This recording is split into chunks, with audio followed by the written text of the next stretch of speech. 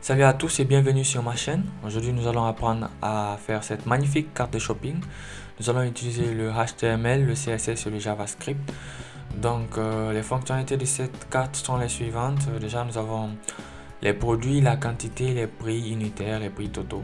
À chaque fois que nous augmentons la quantité ici, nous obtenons un prix total pour cet article qui est le produit de 350 du prix unitaire par la quantité. À l'occurrence ici nous avons 350 multiplié par 4, nous avons 1400. Et ici nous obtenons le total des totaux, c'est-à-dire 1400 plus 253 plus 44, ça donne 1697.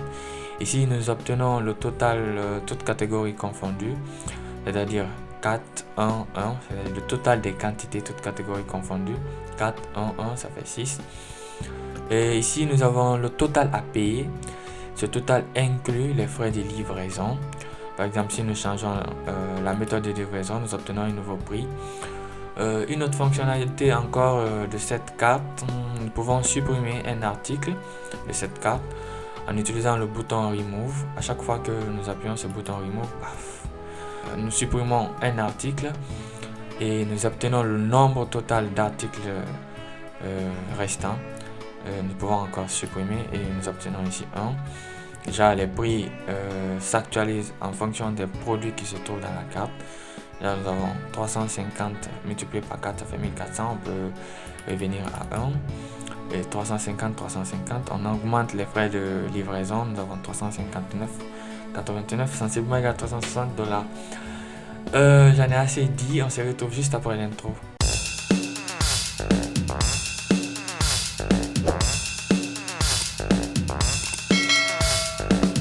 Nous voici sur Visual Studio Code. Voici la structure minimale du projet. J'ai créé un dossier Shopping Cart où j'ai créé 3 autres dossiers. Le dossier CSS qui va contenir notre fichier CSS où j'ai mis le code minimal. J'ai fait un petit reset et tout. Nous allons en parler dans la partie CSS. À côté de ça, j'ai un fichier image qui contient toutes les images du projet. Nous avons la PS4, nous avons la manette, nous avons le casque. Et après, évidemment, nous avons le fichier JavaScript qui contiendra tous nos scripts. Comme vous pouvez le constater, le fichier est encore vide. Nous allons remplir nous-mêmes au cours de ce tutoriel. Nous allons aussi utiliser l'extension Live Server qui va nous permettre de rafraîchir nos pages à chaque fois que nous enregistrons nos fichiers. Déjà, on va le lancer. Et on le lance. Déjà, on va faire un petit test. On va changer le nom ici. On va mettre Shopping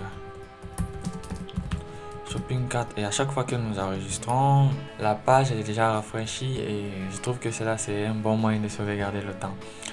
Donc, let's go!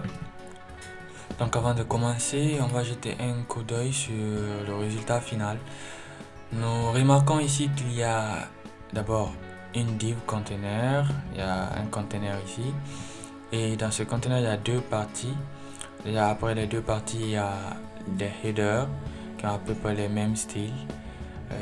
Nous avons une ligne, nous avons la couleur. Et ici, nous avons un tableau qui a pour en tête produit, détail, quantité, prix, total. Nous avons ici maintenant les lignes et tout. Donc, nous allons commencer par créer un conteneur dans lequel nous aurons 2 classes, 2 divs. Donc div 2 classe left et une à droite, classe right. Nous allons commencer par celle de droite. Nous allons travailler sur cette partie là pour l'instant. Déjà, nous allons commencer avec ces headers. Nous aurons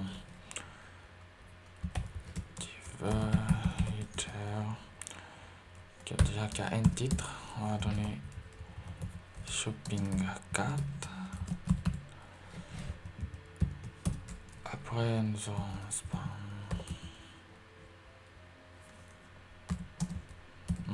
on va donner une classe total item. Ok, je vais arriver.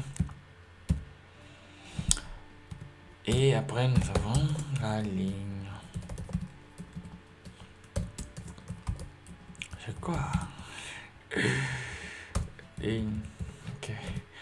Déjà ce que je vais faire, je vais essayer de faire comme ça. Pourquoi pas?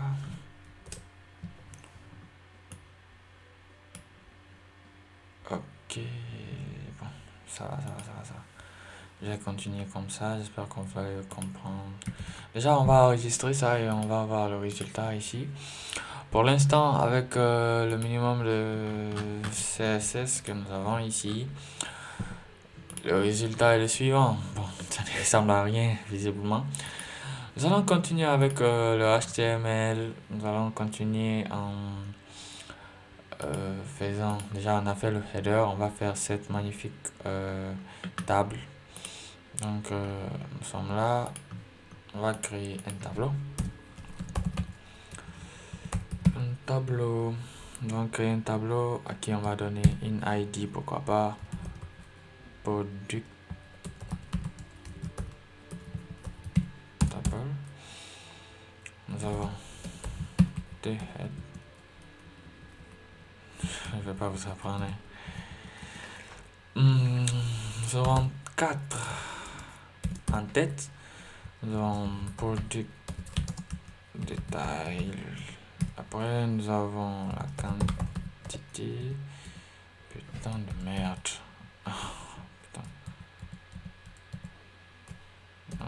Je vais prendre. Nous avons 4. Nous avons product détail. Après, nous avons la quantité. Après, nous avons le prix unitaire et le total. Donc, le résultat pour l'instant ressemble à ça. Alors, le résultat est vraiment vilain pour l'instant. Bon, nous allons continuer avec le T-body. Ok. Le corps de la table, du tableau. T-body. Nous allons pas donner une classe, allons-y, une première ligne. Déjà, nous allons faire une esquisse. Après, nous allons charger les... Parce que nous chargerons les data via un tableau en JavaScript. Mais pour l'instant, nous allons juste faire le squelette. Nous allons faire l'esquisse afin de pouvoir styliser bien la page. Donc, on continue. Nous avons TD. On va donner une classe. Pourquoi pas, je vais utiliser emmet. Nous avons combien de TD? TD x 4. Genre dans la première, nous aurons une classe.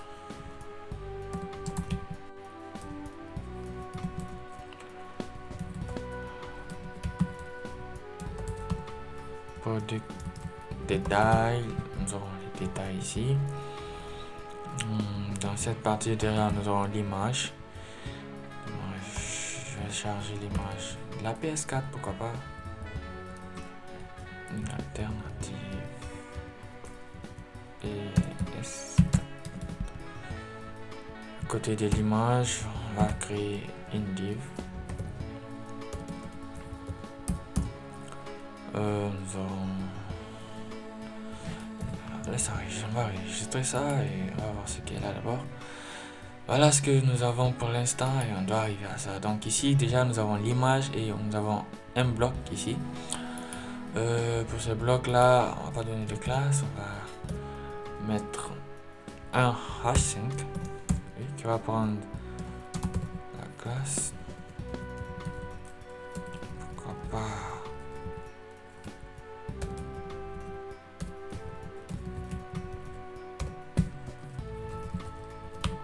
product title. Pour l'instant on va charger manuellement PS4 Pro. Après nous aurons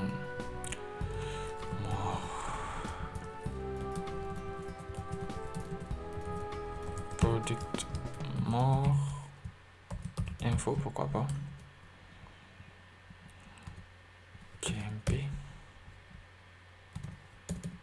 Paragraphe. Après, nous aurons le bouton qui aura la classe remove. Nous allons mettre sur remove. Donc, pour cette première partie, je crois qu'on a fini. Nous avons fait l'image, nous avons la div qui contient le titre, le paragraphe et le bouton. Donc, on vient sur la deuxième partie, la deuxième cellule de la première ligne. Nous avons la quantité.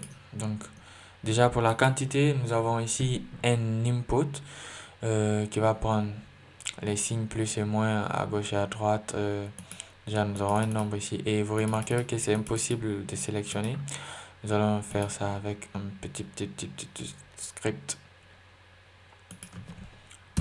Donc, on va créer, déjà, on va donner une classe ici. Classe. Pourquoi pas une classe. On va dire product, le nombre.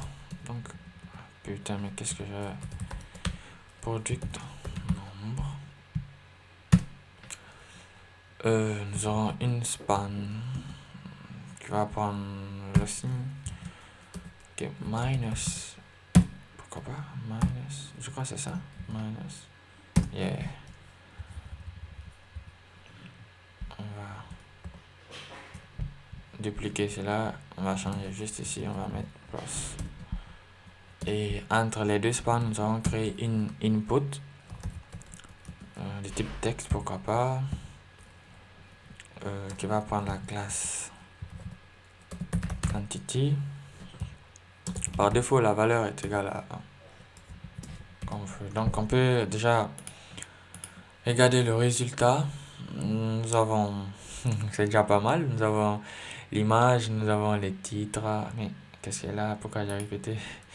Ouais, j'avais dupliqué. Donc, ici, nous allons mettre limited edition.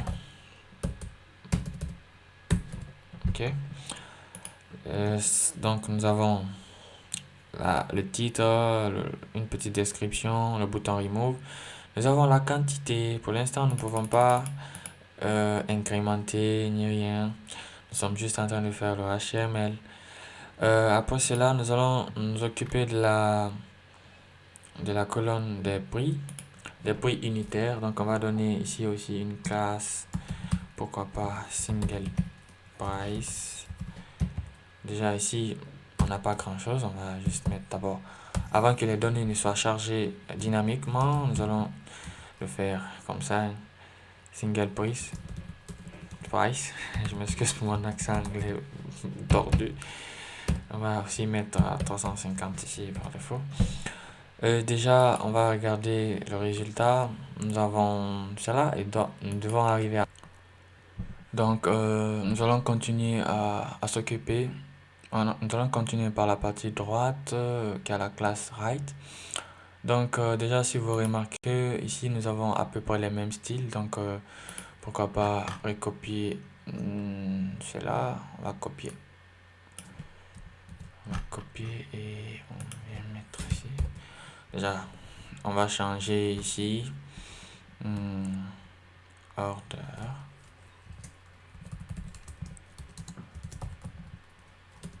Summary. Putain. Je m'excuse. Order summary. Nous allons avoir à côté de ça la ligne. Est-ce que... Non, on n'aura pas besoin de ça. On va supprimer ça. Je crois que c'est ça. Maintenant, après ça, nous allons s'occuper de cette partie-là. Déjà, après le header, nous allons créer aussi une classe, une div. Je m'excuse, une div de classe. Pourquoi pas order summary? Order sum? Ouais, order sum. On va créer dedans sum info pour toutes les informations concernant les totaux, la somme des totaux, la somme des quantités. Donc, nous allons créer deux spans.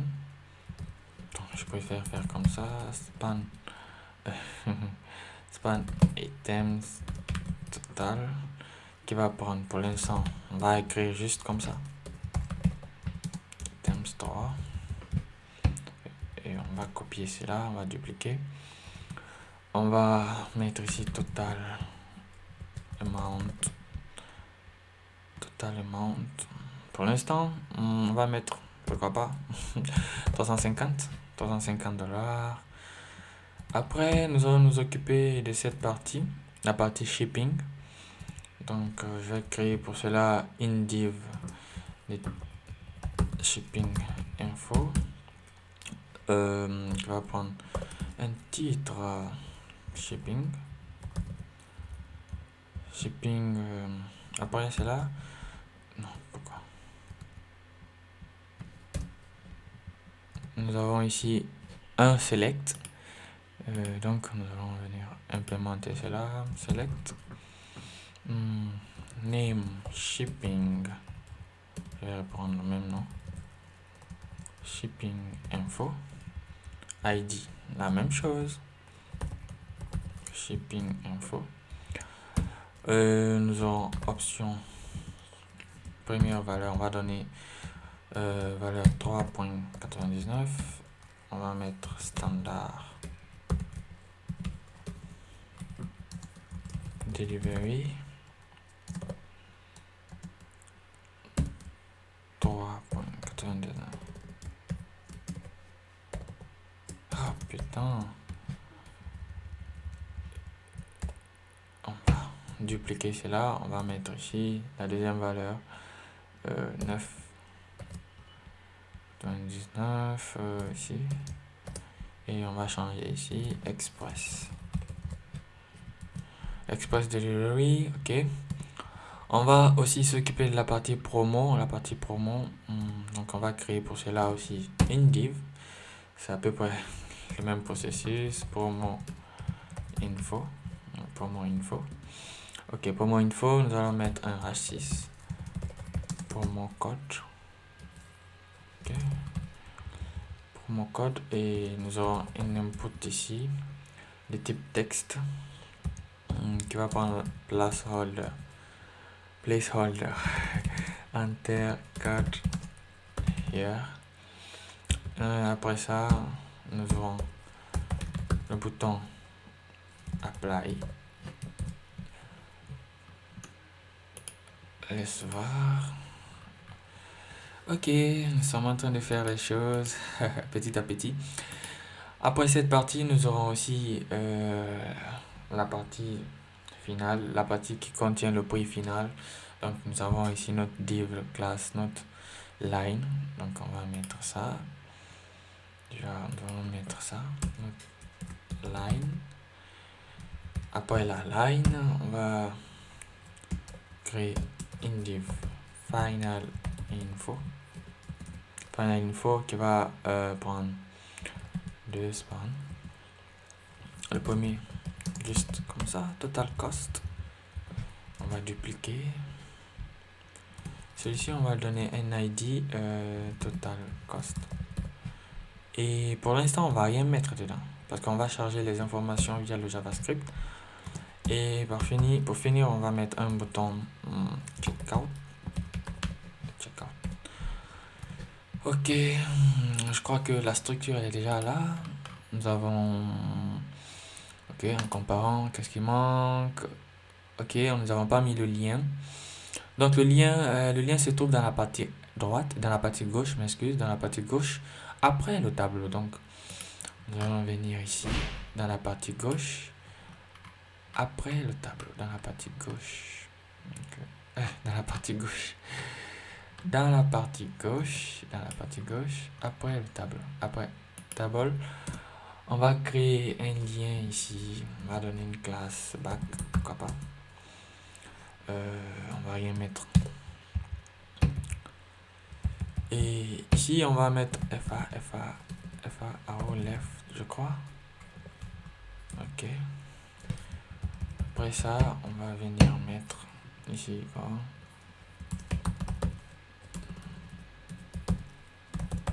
Continue. Shopping. Voilà. je crois que nous avons fini avec le HTML. Nous avons commencé par mettre les headers, après la table. Maintenant, nous sommes sur les order summary. Nous avons fini, nous avons mis le lien. Je crois que le HTML est terminé. Nous allons passer maintenant à la deuxième partie, la partie CSS. Nous allons mettre en forme cette magnifique carte. On va passer de ça à ça. Donc, donc on va continuer avec le CSS. Pour l'instant, le style minimal qui est là, nous avons importé la police Roboto via Google Font. Vous pouvez déjà aller, vous pouvez changer la police. Nous avons importé le 100, le 300, 400, 500. Après, nous avons fait un petit reset. Après, avec le body, j'ai juste mis display flex container juste pour pouvoir centrer le container dans le body. Donc pour la suite du cours, je vais essayer de faire ceci. Je vais ancrer celui-là à gauche et celui-ci à droite. Ok, comme ça, j'espère que vous voyez. J'ai dézoomé ici un peu. Je vais augmenter. Ok, on va commencer déjà par styliser le container. Donc on va commencer par mettre ce dégradé là. J'ai relevé les couleurs avec moi. Donc déjà, pour les anciens navigateurs, on va gérer les anciens navigateurs avec D3 027. Je crois que c'est ça, oui. Ça c'est pour les anciens navigateurs. Après ça, on va créer un background linear gradient. On va mettre tout right. On va enlever le right. On va mettre. Est-ce que je vais pas dézoomer ici un peu pour vous, pour que vous puissiez voir un peu. Ok.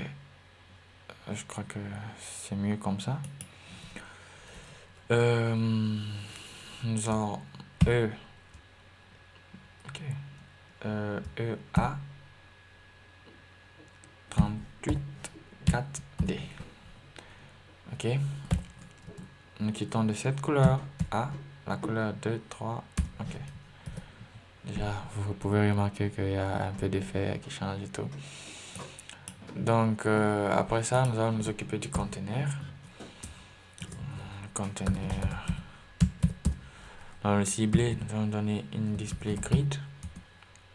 Grid template column. Nous allons donner max content 1 à faire. Vous voyez déjà que les articles, la partie droite et la partie gauche se sont mis côte à côte. Donc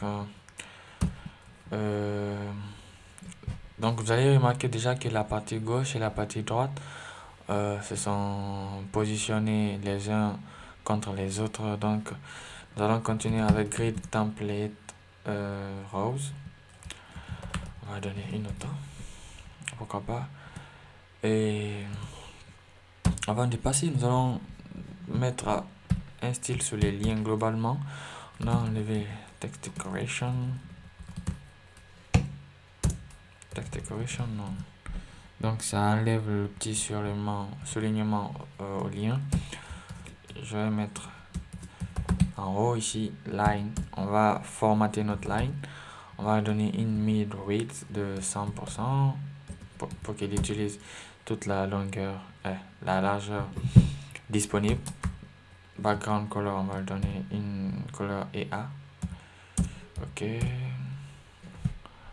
Background color. Après ça, nous avons une height. On va donner 2 pixels de hauteur. Une margin 1 de 0. Après cela, nous allons. Ne vous inquiétez pas, je crois que c'est vraiment moche pour l'instant, mais nous irons. On vient pas à pas.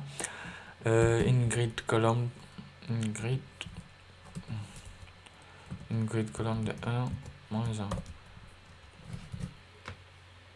Nous allons nous occuper maintenant de left et right. Donc padding, même padding, on va donner 40 pixels de padding.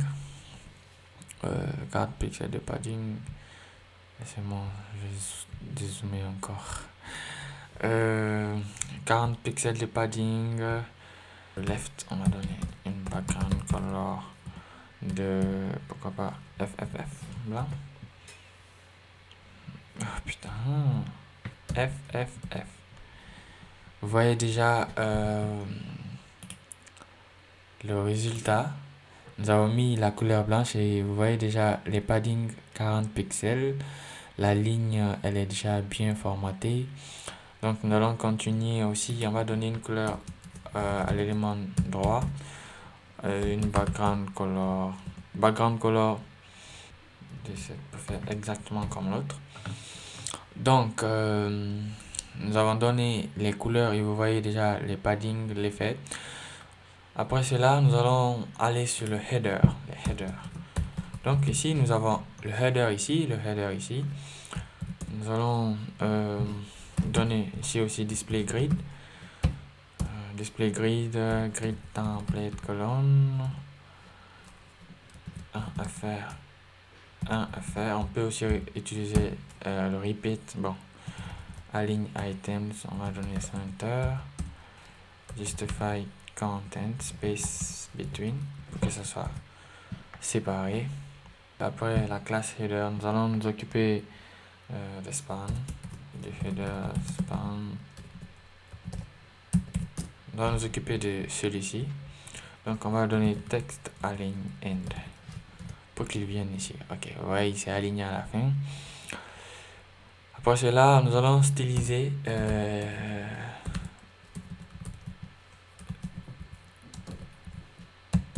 nos deux headers. Nous allons styliser déjà nos lignes d'en-tête. Height, on va le donner 50 pixels. 50 pixels. Ok, déjà il y a l'espace qui s'est créé. Nous allons continuer avec les head, th. Excusez mon accent en anglais. Main white, nous allons donner 200 pixels. Text align center. Text align center. Color. AD.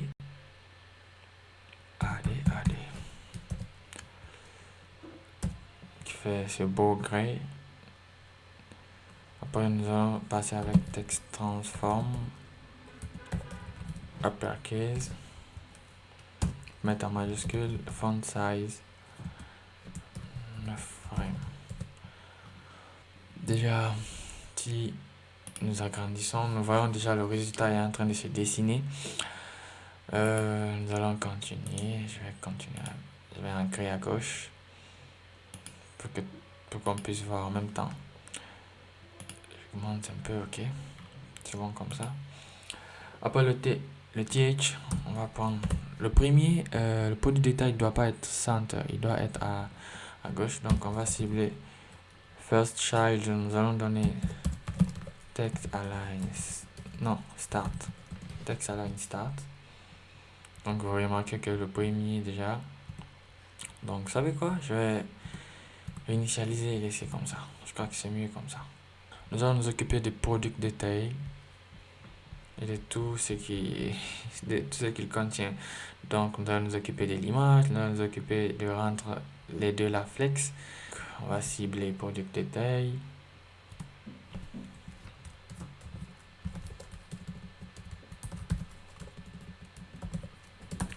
Ah putain, je vais arriver.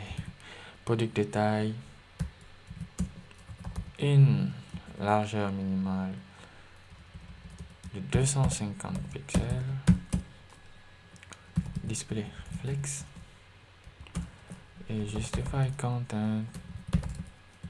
Space between. Mettre un peu d'espace entre les deux items. Vous voyez déjà, il y a le flex qui s'est déjà mis.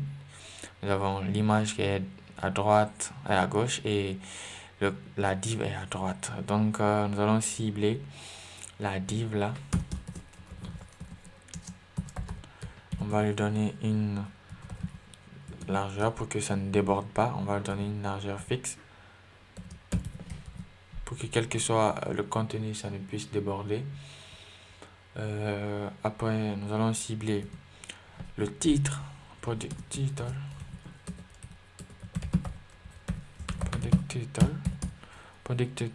on va lui donner une color de 57. Après, font size, on va lui donner une font size de 8 rem, oui. Letter spacing,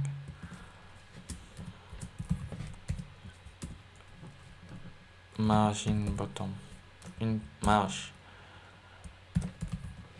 inférieure de 2 rem. Donc vous voyez déjà le titre à créer, il y a un petit espace ici entre le titre et la petite description. Non, il y a déjà, je trouve, à mon goût. Ici déjà nous n'avons pas beaucoup, donc je crois que je dois diminuer le 2 rem. Pourquoi pas 5 rem, ok. Ça va, je crois que c'est la même chose. Après le product total, on va aller avec les infos, more info. Donc on va descendre. Product more info. Product more info. On va font size dépend. Oui,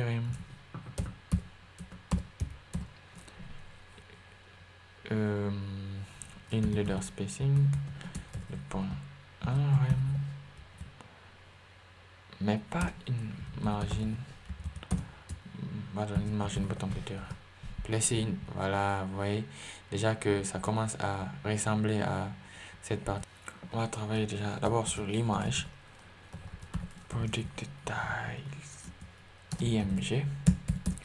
On va lui donner une largeur fixe pour ne pas que, encore une fois, le contenu déborde. On va donner 100 pixels. Voilà, nous commençons à ressembler à celui-ci, 100 pixels.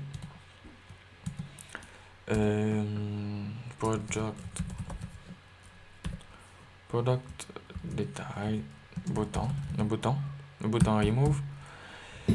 On va donner une border non, outline non,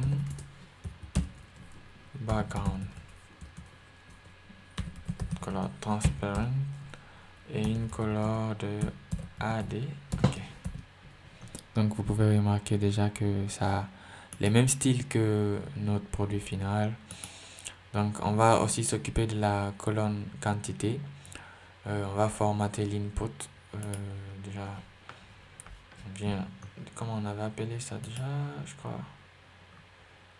Ok, product number. Ok, product number. On va cibler product number. On va lui donner déjà une text align center. Déjà ce que je vais faire. Ok, center. Et après, à côté de ça, on va dire product number input. On va lui donner une max width 40 pixels, une hauteur de 30 pixels, text align center pour que le texte soit centré à l'intérieur. Donc margin 0 en haut et à droite et 5 pixels à gauche et à droite. Outline non. Je crois que ça commence à ressembler exactement à celui-là. Voilà. Déjà, nous allons aussi nous occuper de la partie price. Single price et total price. Je crois que c'était les classes. Donc, on va juste donner text align center. Je crois que c'est bon. Text align center. Ok, ça va. Je crois que nous commençons à ressembler à cela. Après ça, nous allons nous occuper du lien. On va mettre d'abord un peu d'espace entre le lien et la table. Donc, on va prendre la table, on va cibler la table. Je vais dire au tableau. On va donner une margin bottom de 2 rem. Pourquoi pas. Le lien avec la classe back. Donc, on va prendre back. On va donner une couleur et letter spacing. On va ajouter un peu d'espace entre les lettres. Point 1 rem. Donc c'est ça. Quoi d'autre? On va aussi revenir sur la partie order summary, la partie droite de notre carte. Nous allons venir styliser cette partie aussi afin qu'elle ressemble à celle-là. Donc ce que je vais faire, je vais juste move ça à droite. Voilà, pour que vous puissiez voir le résultat en direct. Donc back, après back, on va cibler, je crois, some info. On va donner une display flex. Déjà, display flex. Display flex, nous remarquons déjà que les deux spans sont côte à côte. Display flex, après justify content. Space between, on va mettre un peu d'espace entre. On va mettre de l'espace entre les deux, ok. Space between, margin top, on va mettre une marge supérieure de 0.5 rem. Une petite marge, text transform, uppercase, font size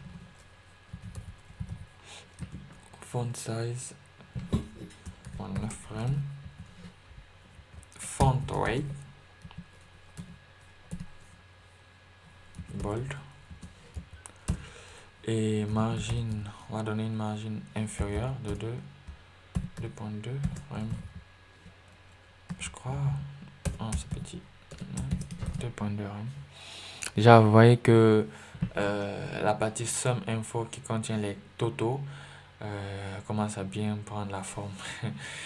Nous allons continuer avec la partie shipping. On va cibler les H6, shipping info, H6 et promo info.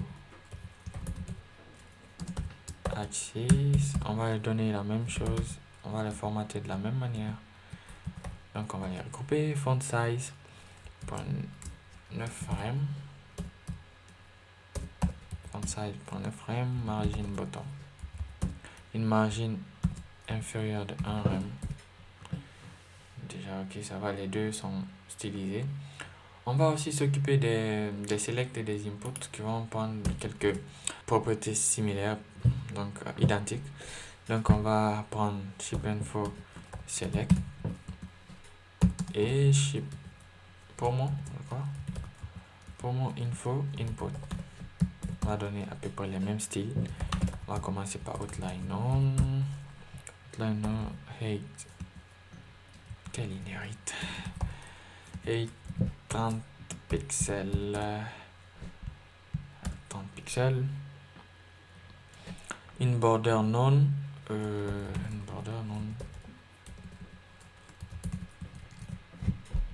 crois une border none, ouais, une border none, un peu de padding à l'intérieur, je crois, une border none,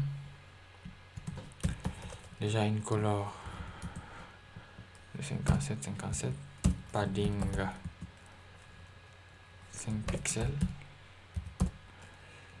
le display block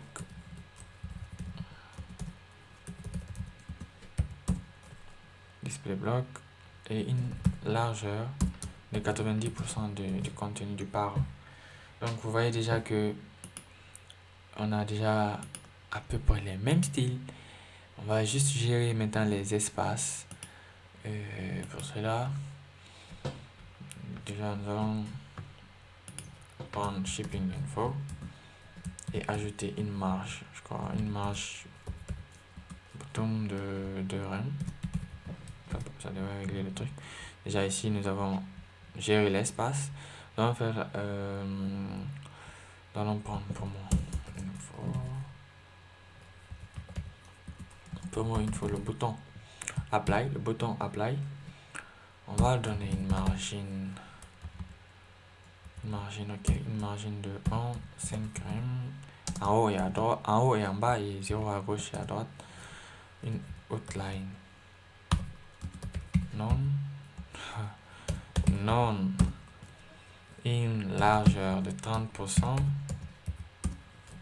je vais enregistrer, qu'est-ce que ça donne? Ok, ça commence à ressembler. Une hauteur de 30%, de 30 pixels également. 30 pixels, in border none. Background color de EA. Et texte en forme uppercase. La couleur du texte doit être blanche vu que le noir ne marche pas bien. Ok, je crois que ça ressemble exactement à ça. Je crois que ça ressemble exactement. Après, sans les informations quand même, mais le style commence à bien ressembler. Nous allons juste formater la dernière partie avant de passer au JavaScript. Final info. On va donner une display flex.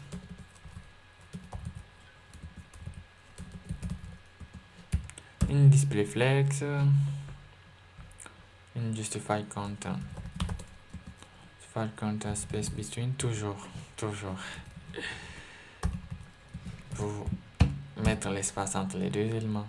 On va donner une align items de center. Maintenant le bouton checkout. Final info bouton. Outline none. Je crois que je me répète un peu, mais bon. On va éviter la répétition. On va juste mettre ici. On va mettre aussi. On va copier ça. Non, on va copier.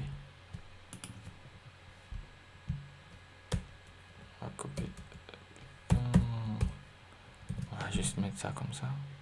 Et après, padding, je sais pas. Ouais, padding. Un padding de 8 pixels.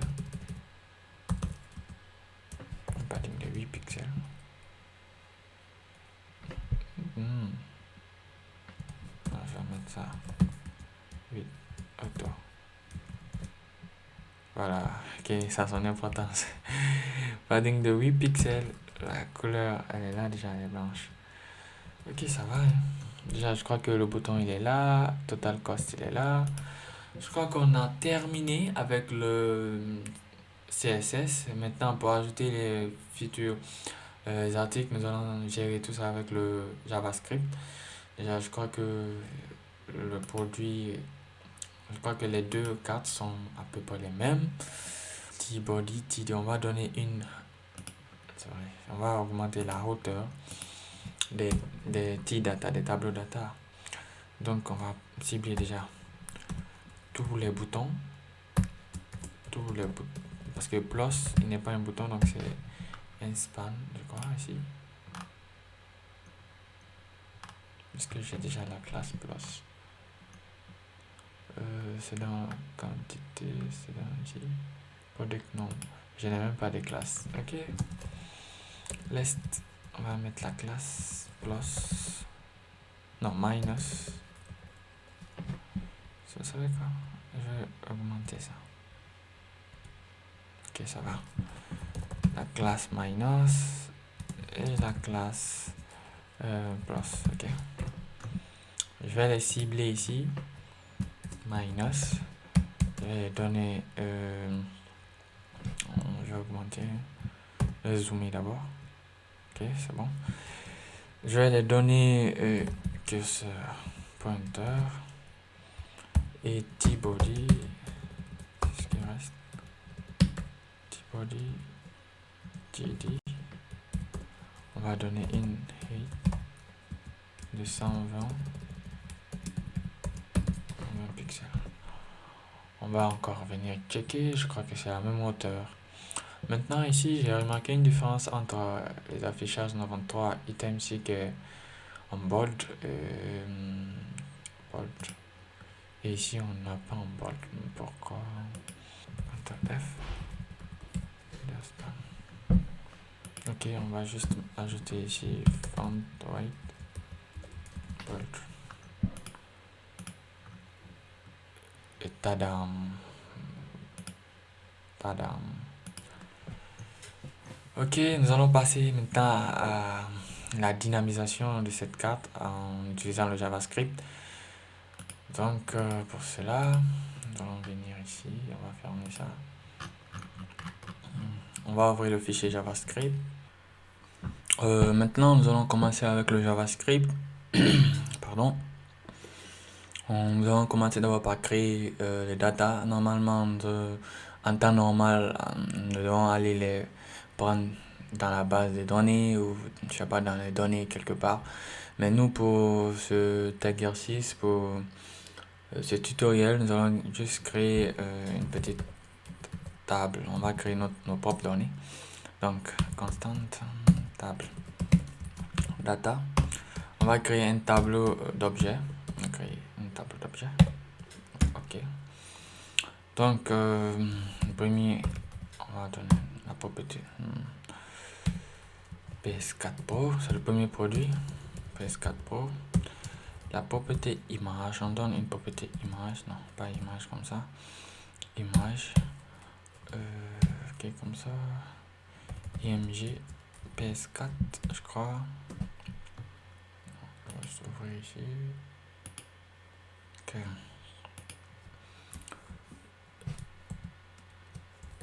JPG. Et après, nous aurons la propriété more info. Ici, on va mettre limite edition. Après, la propriété price qui va prendre le prix unitaire. On va donner 350. Donc déjà, après on fait ça, on vient à la ligne. On va dupliquer, pourquoi pas. 3 fois.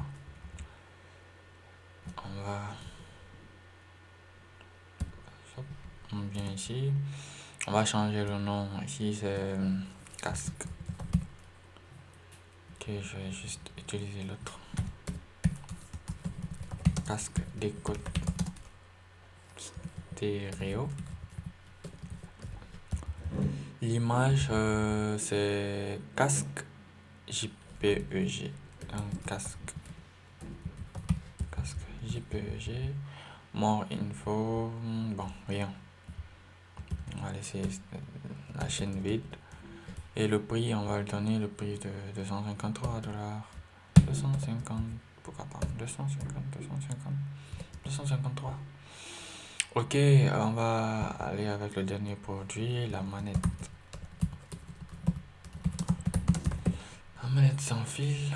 L'image, c'est manette JPG. More info, ok, on va mettre, pourquoi pas. On va mettre more info rose doré. Le prix, on va le donner un prix. Pourquoi pas 45. On va enlever la virgule. Donc on a déjà notre objet ici. Je vais fermer ça et je vais ouvrir la console ici parce qu'on va travailler avec cette console permanemment pour tester les résultats et tout. Donc déjà on va voir si on n'a aucun problème. Il faut toujours se rassurer avec le JavaScript. Ok, table data. Ok, on vient dans la console. Ok, ça va. Nous avons un tableau de 3 objets. Nous avons l'image, more info, nom. Ok, ça cassé par ordre alphabétique. Ok, pas de problème. Déjà, après avoir chargé le tableau de données, on va créer une fonction init,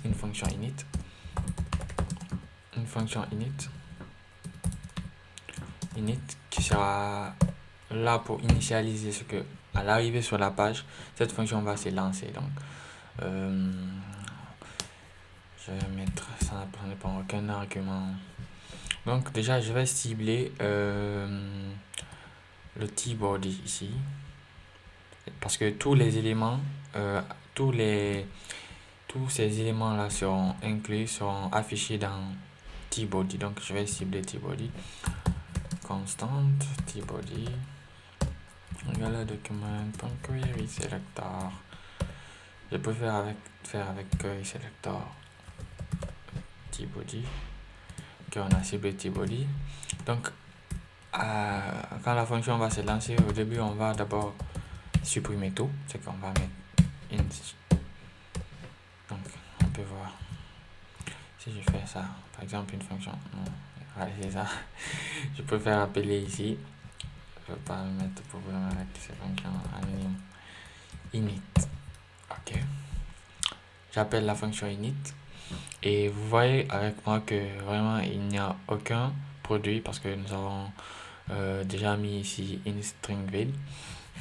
Donc qu'est-ce qu'on va faire? On va lire tout ce tableau là, on va lire toutes les informations de ce tableau et on va les afficher dans cette partie à la partie de tout ça. Donc ce qu'on va faire, on va juste prendre cela, tr, on va copier et après on va mettre en commentaire parce que ça ne nous sert plus à rien. C'est le modèle dont je vous parlais, c'est l'esquisse dont je vous parlais en début de vidéo. Donc on va enregistrer, on vient ici. Déjà pour lire le tableau, on va utiliser la méthode map. Donc on va prendre table data.map. On va créer une arrow function ici. Ok, une arrow function. On va dire que tbody .inner html.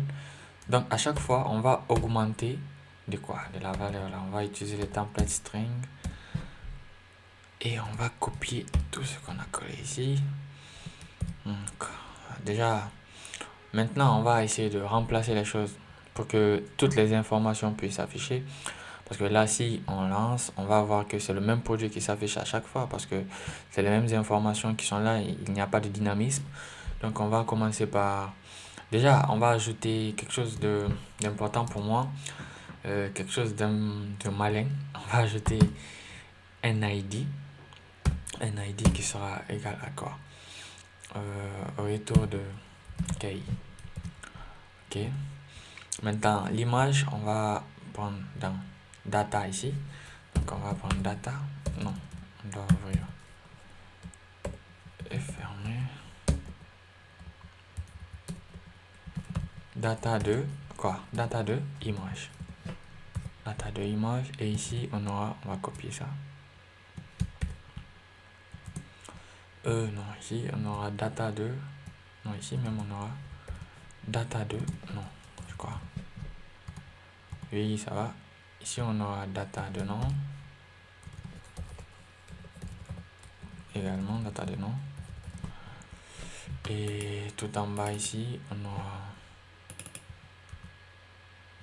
Non, pas ça. Tout en bas ici, on aura... Data de mort une fois. Ok.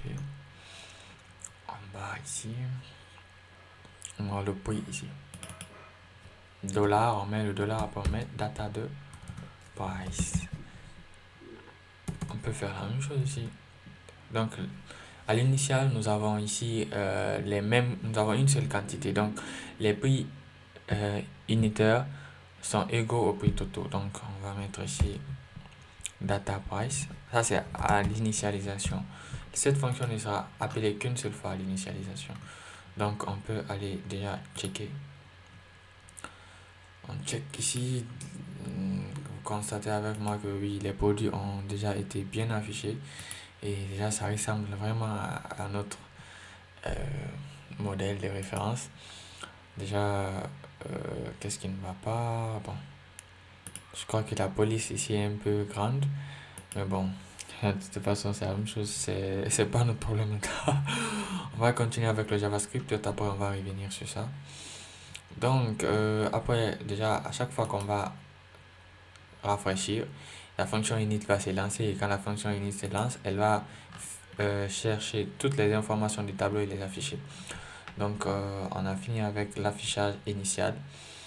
Donc, déjà aussi, on doit initialiser l'affichage ici. Vous n'êtes pas sans savoir que l'affichage ici est égal au nombre de produits ici. Donc, au nombre de produits ici. Donc, qu'est-ce qu'on va faire directement? On peut faire ça directement dès l'initialisation. Après, ici, on peut cibler directement document.query selector. On va cibler total items.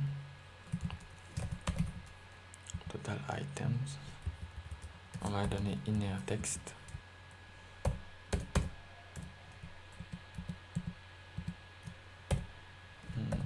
On va donner key. Déjà, on va mettre key d'abord. On va ajuster ça, on va voir ce qui va s'afficher.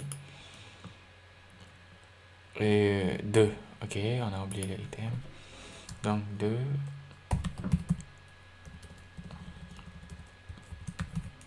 Key items. Déjà, ici, c'est pas 2, c'est key plus 1. Vu que déjà les index commencent à partir de 0 et nous, on a besoin de 3. Voilà. Donc déjà, à l'initialisation, le nombre de produits ici est égal à 3.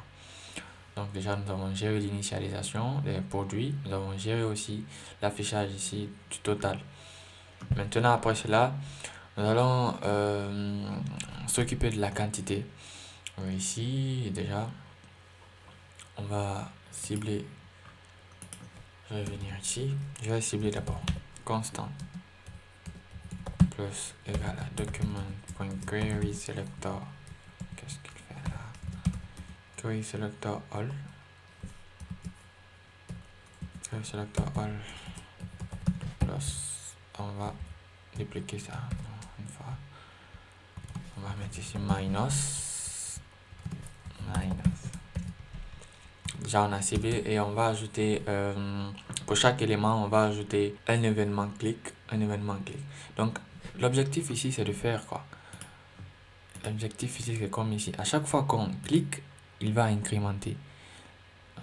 On clique moins, il décrémente. Mais si on vient sur moins 1, on est déjà sur 1. On peut pas descendre, on peut pas décrémenter. Ok, ici on va cibler d'abord. Ok, on a déjà ciblé, on va prendre plus. For each, on va utiliser la boucle for each.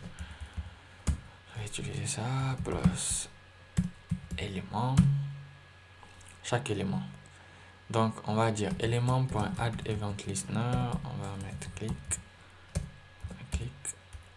Événement clic. À chaque clic, on va mettre une arrow function.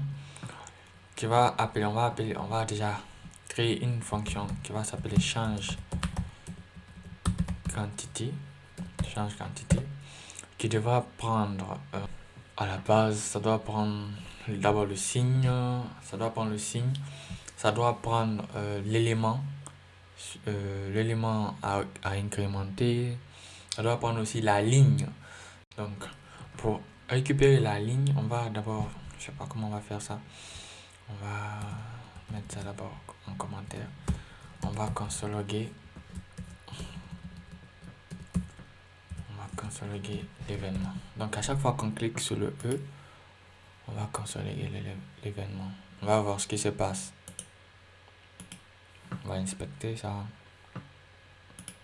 Okay. Voilà la console. À chaque fois que je clique ici, ok. À chaque fois que je clique, il affiche l'événement. Je crois qu'on doit cibler la ligne. La ligne, je crois on peut venir au niveau de l'objet path. L'objet path qui regroupe le chemin et nous pouvons retrouver la ligne au troisième élément. Donc on peut déjà ici. Déjà on n'a pas créé la fonction change quantity. On va juste la mettre ici comme ça. Déjà on doit envoyer la ligne. Donc la ligne se trouve au niveau de iPath. Troisième élément donc c'est index2.id. Déjà vous remarquez que nous avons mis l'id ici à chaque fois. Donc c'est l'id là qu'on va récupérer ici. On va l'envoyer. Donc si l'id égale à 0, c'est que nous sommes sur la première ligne. L'id égale à 2, nous sommes sur la troisième ligne. Donc après ça on envoie le signe. Déjà le signe c'est plus ici. Et après, nous avons l'événement. Ici, par exemple, si on clique sur le bouton plus, l'input est à gauche, donc c'est previous element. Donc c'est eTarget.previous element sibling. Déjà, si on exécute, on va voir qu'il y a une erreur parce que évidemment on n'a pas créé d'abord la fonction change quantity, donc on va la créer, fonction change quantity qui doit prendre quoi, la ligne, la fonction change quantity qui doit prendre l'id de la row, qui prend le signe et qui prend l'élément. Donc dans la fonction, qu'est-ce qu'on va faire? On va dire que le total égale à le total d'abord table data.length. On va switcher sur le signe, on va switcher sur le signe, on va switcher sur le signe. Ok, case plus, si le signe est plus, tu exécutes cela. Donc si le signe est plus, on va prendre d'abord total, on va l'augmenter. Déjà, total ici est égal à table data.length. Donc c'est ça. Et élément.value plus plus.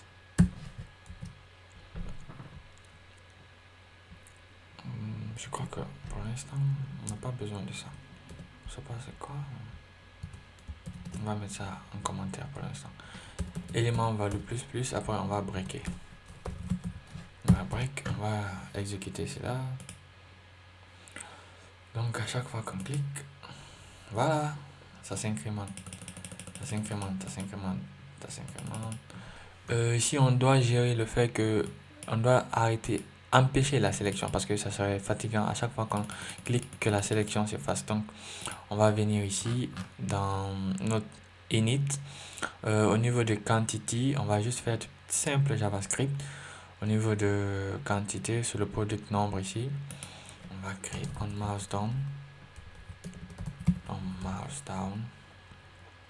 mouse down, on va dire return false.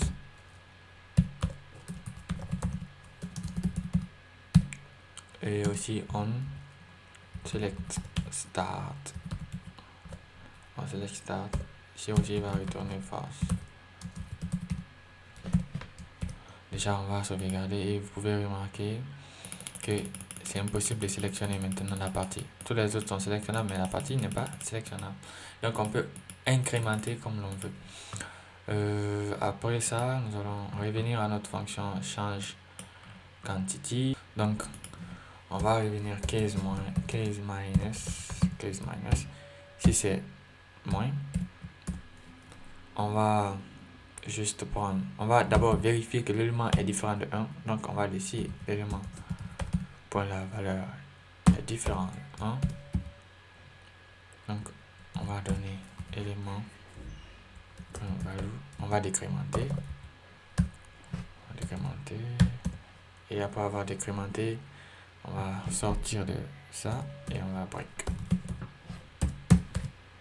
Je crois que la fonction marche. Ça doit marcher quand même. Si on met ce mon, ça ne prend pas.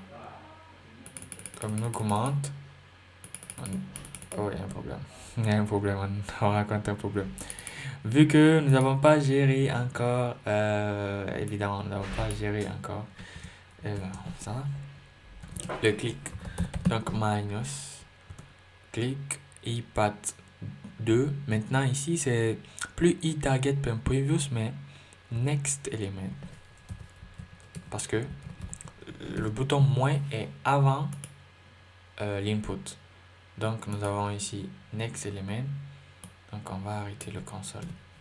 Log. On vient ici et à chaque fois, ok, ça va.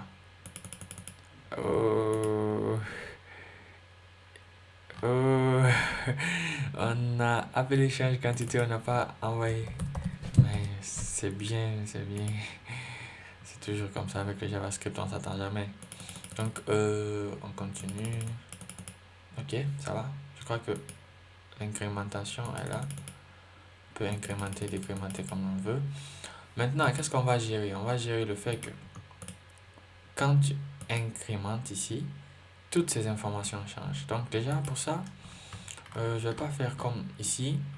On va d'abord créer la fonction nous permettant de faire cela. On va créer une fonction multiply pour multiplier déjà les totaux par produit. On va créer une fonction totale qui va regrouper tous les totaux. On va créer aussi une fonction update qui va, à chaque fois qu'on clique, mettre à jour toutes les informations. Donc, on va commencer par ça. Déjà, on a géré le plus l'incrémentation et tout. On peut descendre ici. On va commencer avec la fonction multiply, la petite fonction multiply, fonction multiply. Bon, je vais ajouter, pourquoi pas, multiply price. Déjà, lui doit prendre l'ID de la ligne. C'est le numéro pour connaître la ligne. Il va prendre le prix unitaire. Et il va aussi prendre la quantité. Il va prendre la quantité. Et dans cette fonction, qu'est-ce qu'on va faire? On va aller let current. On va d'abord déterminer la ligne sur laquelle nous sommes. La ligne sur laquelle nous sommes sera égale à quoi? Document.query selector all. Oui, tbody tier. On va sélectionner toutes les tbody tier, mais où? On va juste garder celui qui a l'ID égal à l'ID qui est venu. Ça veut dire que si on envoie l'ID 0, on sélectionne la première ligne, on envoie l'ID 1, on sélectionne la deuxième ligne. Si on envoie l'ID 3, on sélectionne la troisième ligne. Donc on a la current row. Donc on va juste prendre la current row. Query selector. Déjà, on va cibler la ligne sur laquelle nous sommes. On va cibler le total de cette ligne. C'est-à-dire, nous sommes par exemple ici, quand on clique ici par exemple, nous sommes sur la première ligne. Donc, l'ID égale à 0. Donc, l'ID égale à 0, on va cibler son prix total. Donc, l'élément 1050. Donc, on vient ici. Query selector point total.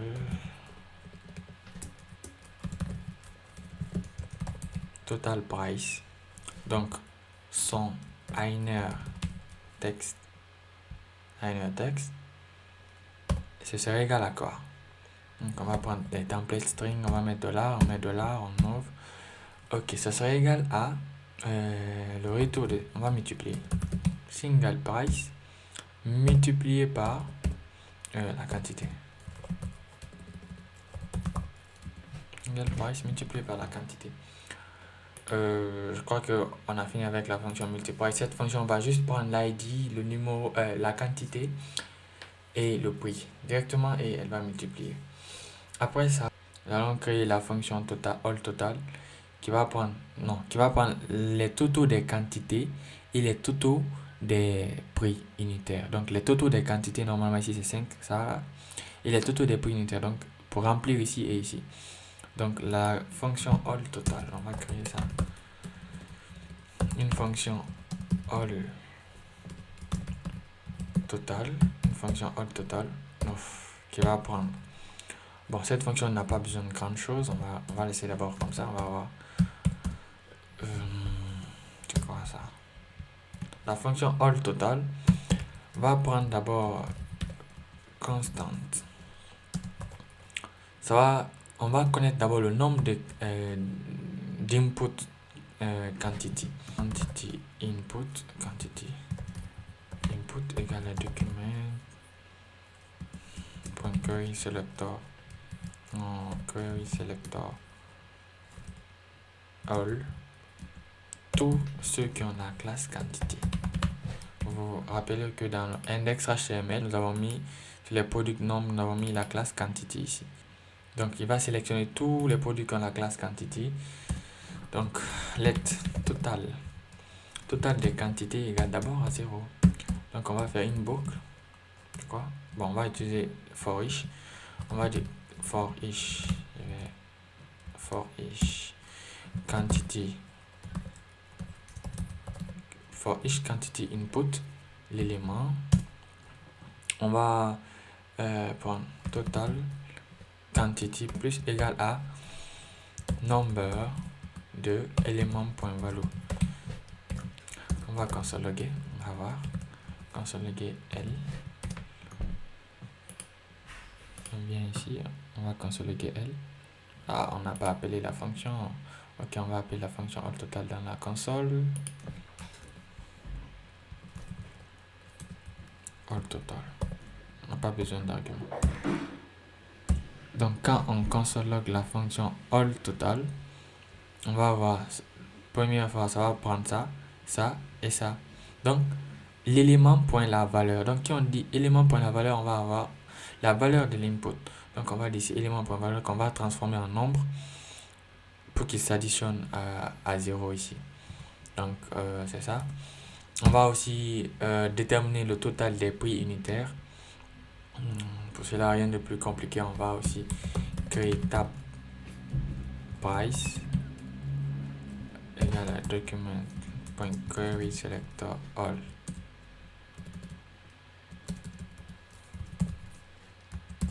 On va cibler tout total price. Ok, je crois que c'est ça la classe.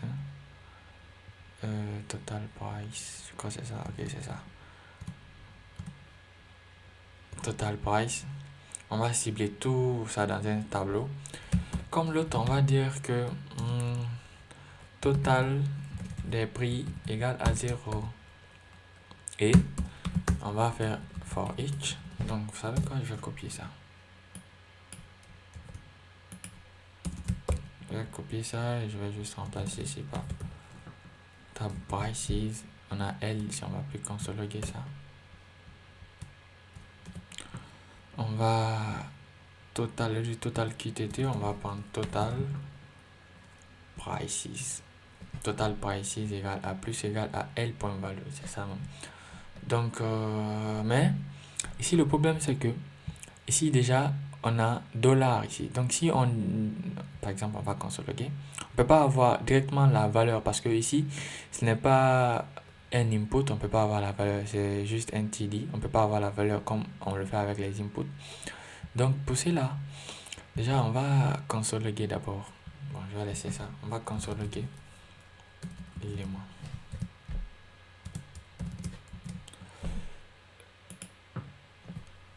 All total. Total, ok. Donc on récupère linéaire texte et on se débarrasse du signe dollar. Donc ce qu'on va faire ici, on va prendre d'abord, on va créer une variable let text, je sais pas, texte égale à l'élément.innerText. Ok. Maintenant ce texte, on va appliquer la méthode substring. On va extraire à partir de la première, à partir de l'élément 1. Quand on extrait cela, on va juste prendre l'extrait là, qu'on va formater en nombre. Ok, donc on peut directement dire que total price is plus égal à number de quoi? De ça.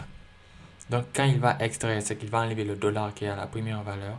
Il va extraire l'élément qu'il va trouver, il va le transformer en nombre qu'il va additionner à la somme déjà des total price. Donc c'est ça. Maintenant après on va retourner, pourquoi pas on va retourner un tableau de valeur. Un tableau qui prend total QTT et total price. Ok. Après ça c'est la fonction qui va nous permettre de trouver les totaux ici. Maintenant, on a besoin aussi d'une fonction qui va afficher maintenant les totaux parce que la fonction qu'on a déjà calculée, elle calcule les totaux ici, elle calcule les totaux ici. Maintenant, on va créer une autre fonction qui va permettre d'afficher toutes ces valeurs-là, Donc, qui va mettre à jour à chaque fois qu'on clique, à chaque fois qu'il y a interaction, on va créer une fonction qui va mettre à jour toutes les données. Donc, update total qui va prendre seulement quoi? Qui va prendre total.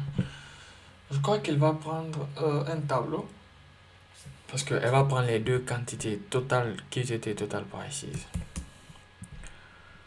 OK, le let. On va d'abord extraire let items. Le total des items est égal à quoi? C'est égal à document.query selector. C'est que ça, c'est l'élément HTML qu'on cible ici. Query selector items total. Donc après ça, on va multiplier ça. On va prendre ici c'est total amount.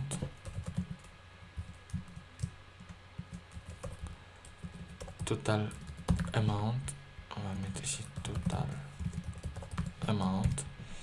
Donc ce que la fonction va faire, elle va prendre items total point inner text égal à, on va utiliser template string, on va mettre items de total.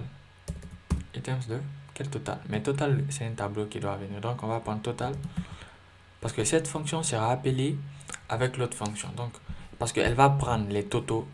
Donc les totaux, quelle fonction envoie les totaux? C'est la fonction allTotal, mais allTotal renvoie un tableau, donc forcément updateTotal aura besoin d'un tableau, donc on va mettre ici total de 0 parce que ça c'est pour les quantités. Ici total quantité, et après on va mettre ici total amount point inner text. Ici on va mettre dollar ici, dollar après total de 1.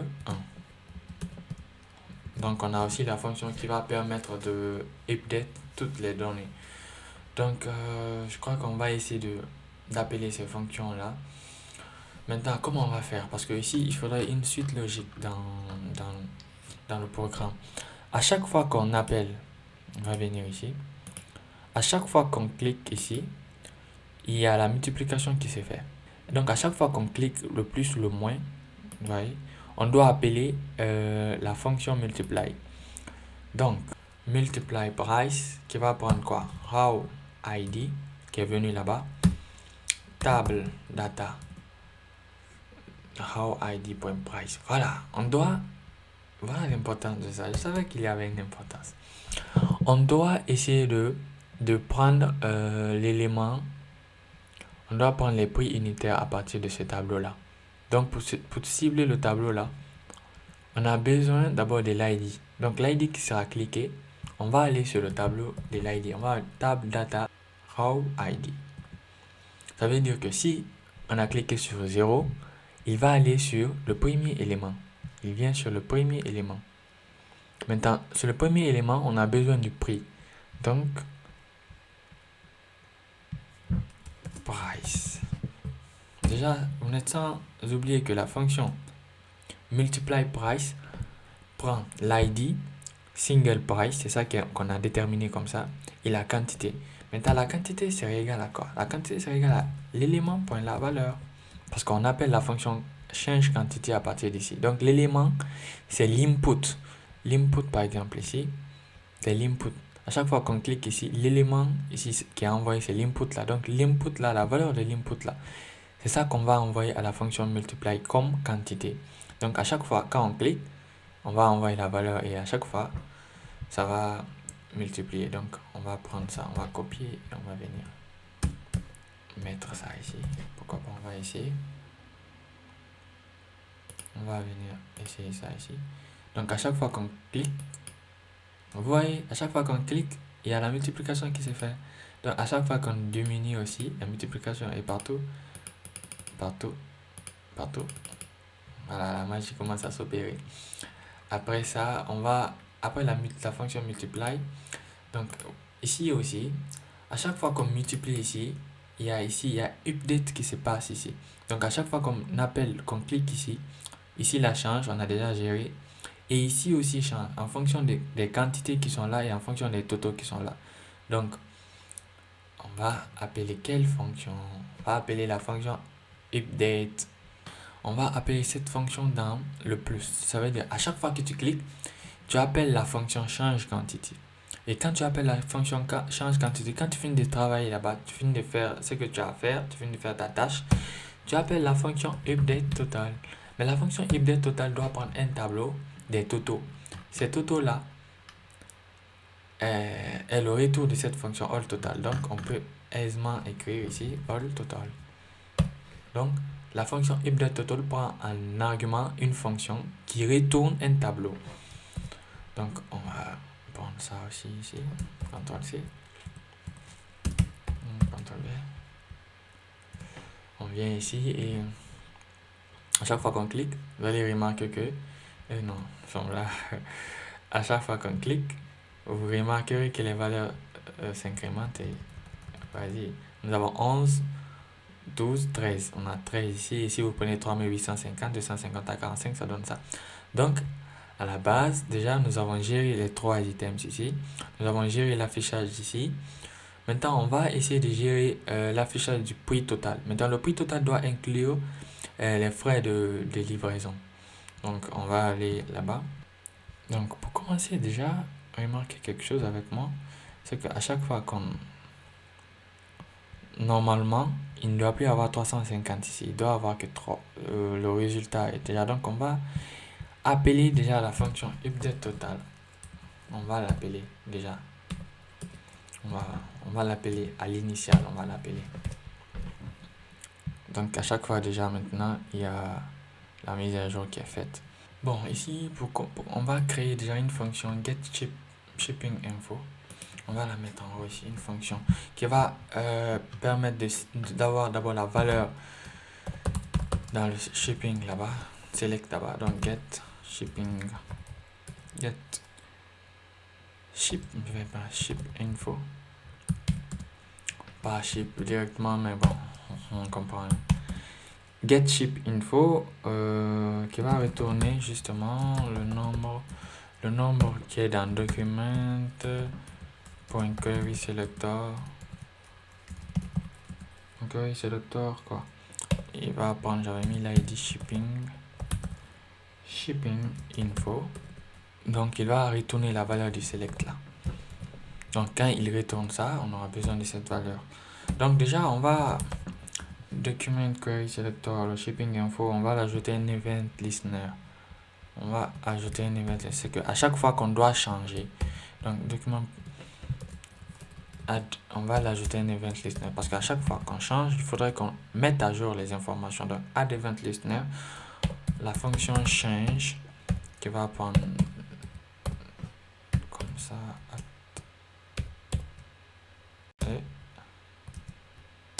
Ok.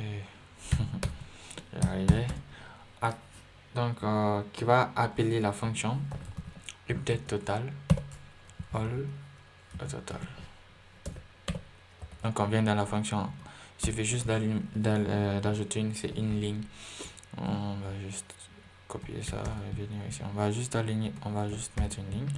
On va changer ici l'ID. C'est plus shipping info, mais c'est total cost. Total cost. Donc, on va jouer sur linéaire texte de cet élément. Linéaire texte, on va utiliser les templates string. On met le dollar, on met le dollar. Total de 1, oui. Total de 1, c'est ça. C'est ça. Total de 1, c'est ça. Donc, on doit additionner ça et ça. Donc, on doit prendre 648 plus la valeur qui est là. Ici, la valeur pour l'instant, c'est 3,99 et la valeur, ça sera 4,99, 6,99, on ne sait pas. Donc, on va prendre total 1 plus quoi? Plus le retour de getShipInfo. Parce que getShipInfo va renvoyer la valeur qui se trouve dans le select. Donc, on peut essayer de voir ça déjà, si ça va marcher. Donc, on met à jour et directement, vous voyez ça. Bon, on va essayer de formater ça avec le CSS. Final info.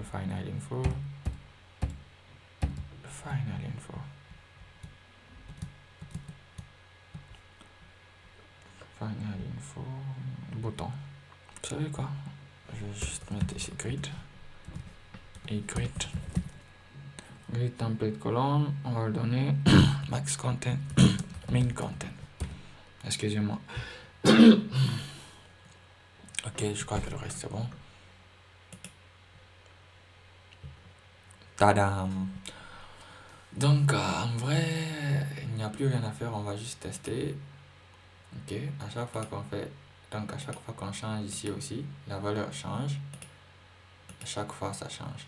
Maintenant, il y a un seul petit problème qui reste. On va juste gérer le bouton Remove. Pour gérer ce bouton, on va venir sur quelque chose de très très simple. D'abord, on va créer la fonction qui va permettre de delete, qui va prendre l'ID de la ligne, parce que c'est la ligne qu'on va supprimer. Donc, let current row, c'est égal à quoi? Est-ce que je ne l'ai pas ici? Current row.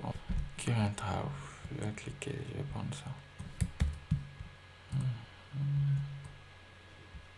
Donc, current row, c'est égal à ça. L'ID qui vient en même temps. Donc, ce qu'on va juste faire, on va dire document.query, on va sélectionner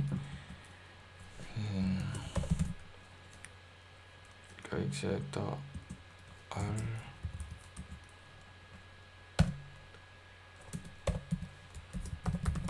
la quantité. Parce que si vous supprimez la ligne en même temps, l'input ne va pas disparaître. Je le sais. Donc, on va sélectionner ça à part. L'input est là, on sélectionne ça à part.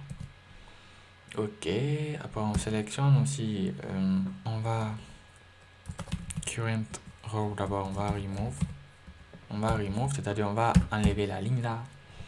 Et après, on va update l'information dans le header là-bas, direct query selector, cette information, parce qu'à chaque fois qu'on supprime, il faudra que celle-ci aussi soit mise à jour. Donc, query selector, total items, point inner text égale à template string, on va utiliser document.query selector, on va regarder toutes les lignes encore, on va prendre toutes les lignes, tbody tr, point length, point la taille, je crois que c'est long mais je ne veux pas faire autrement. Après items, j'ai réduit parce que l'ID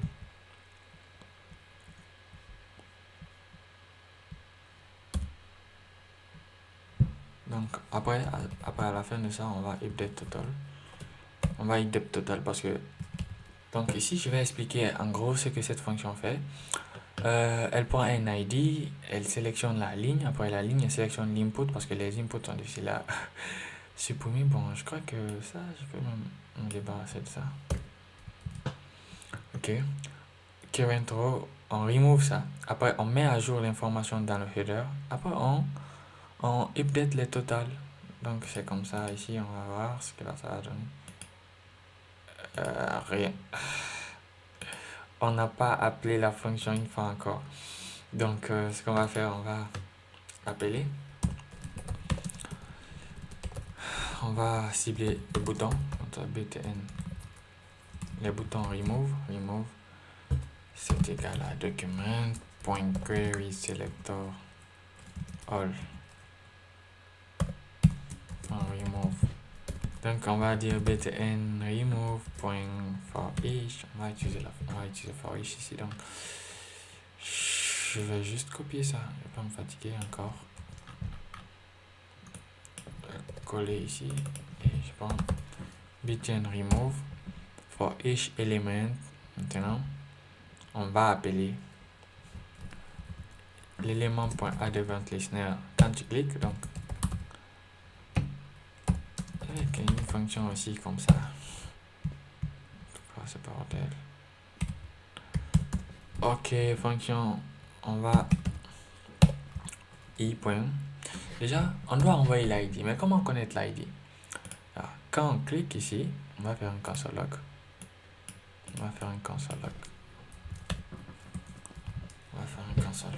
De l'événement.